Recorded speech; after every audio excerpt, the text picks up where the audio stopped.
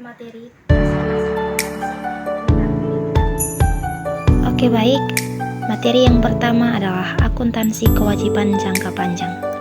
Kewajiban jangka panjang adalah kewajiban atau liabilitas perusahaan yang harus dibayar atau dilunasi dalam jangka waktu lebih dari 1 tahun sejak tanggal laporan keuangan. Ini berbeda dengan kewajiban jangka pendek yang jatuh tempo dalam 1 tahun. Dalam praktiknya, kewajiban ini mencerminkan komitmen finansial jangka panjang perusahaan yang seringkali timbul karena kebutuhan pembiayaan besar seperti pembelian aset tetap, pembangunan proyek baru, atau pengembangan usaha.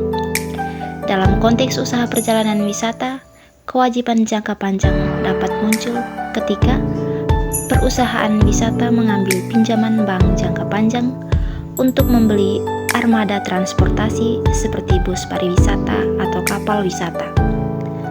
Perusahaan menyewa gedung kantor atau properti dengan sistem sewa guna usaha atau leasing jangka panjang.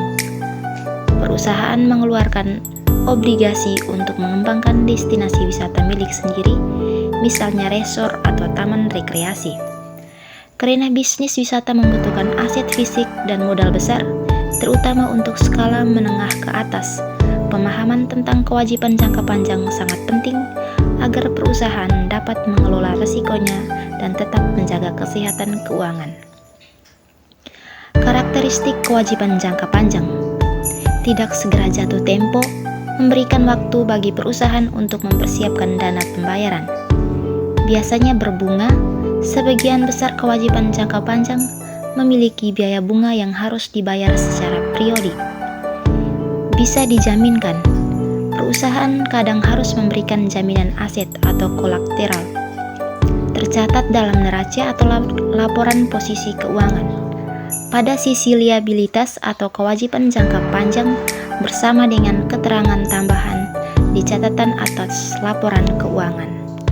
Yang berikut, utang bank jangka panjang. Utang bank jangka panjang adalah pinjaman yang diperoleh perusahaan dari lembaga perbankan atau keuangan lainnya yang memiliki jangka waktu pelunasan lebih dari 1 tahun. Pinjaman ini termasuk dalam kelompok kewajiban jangka panjang pada neraca atau laporan posisi keuangan. Contohnya, PT Nusantara Indah Wisata ingin membeli 3 unit bus pariwisata senilai Rp1.200.000. Perusahaan tidak memiliki dana tunai sehingga mengambil kredit investasi dari Bank BNI sebesar Rp1.200.000 untuk jangka waktu 5 tahun dengan bunga 10% per tahun. Angsuran tahunan terdiri atas pokok dan bunga pinjaman. Yang kedua, sewa guna usaha atau leasing. Sewa guna usaha atau leasing adalah suatu perjanjian di mana satu pihak atau lessor memberikan hak penggunaan atas suatu aset kepada pihak lain atau lisi selama jangka waktu tertentu dengan imbalan pembayaran berkala. Ada 2 jenis leasing, yakni yang pertama, sewa operasi tidak ada perpindahan hak milik, biaya sewa dicatat sebagai beban biasa, dan yang kedua, sewa pembiayaan menyerupai pembelian aset. Hak penggunaan dan kewajiban dicatat dalam laporan keuangan. Jika perjanjian sewa memenuhi kriteria tertentu, maka dikategorikan sebagai sewa pembiayaan atau finansi leasing dan dicatat sebagai aset hak guna dan kewajiban sewa jangka panjang oleh penyewa. Yang ketiga, obligasi. Obligasi adalah surat utang jangka panjang yang diterbitkan oleh perusahaan atau pemerintah untuk memperoleh dana dari investor. Dalam obligasi, perusahaan berjanji untuk membayar kembali pokok utang atau nilai nominal obligasi pada tanggal jatuh tempo dan membayar bunga atau kupon secara berkala, biasanya per semester atau per tahun.